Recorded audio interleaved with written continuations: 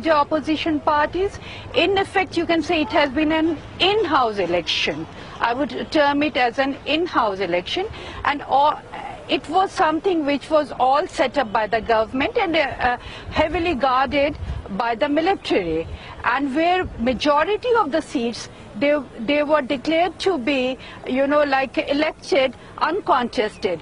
And the government also, through the 15th Amendment, did away with the provision of the no vote, which was there in the Constitution. So if you have 153 seats which have been declared uncontested and only elections for 147 seats, so how can you call it a credible election? So that's what I'm trying to say, that I don't see it to be a credible election at all. It has not paved the way for democracy or a democratic system.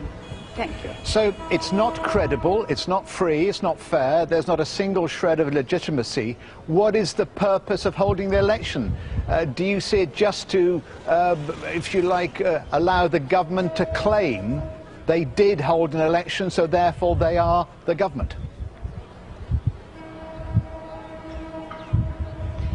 I think the purpose of the government was to, as it kept on repeating, that they wanted to have a constitutional continuity, because according to the Constitution, one needed to have the elections, like after the term of the government was over. So the government itself has agreed that it needed to have these elections to give a kind of a constitutional continuity to the system, but the government has already suggested that it would go ahead for another elections soon after the elections. So I think by 24 January, when the term of this parliament is over, we are going to see, I'm hoping for it, negotiations between the two parties to have fair and credible elections.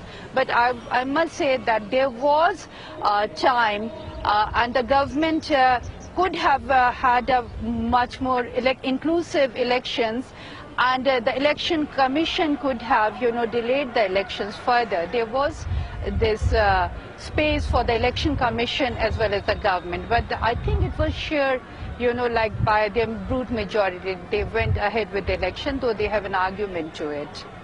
Amena, many thanks to you for joining us, Amena Muhsin.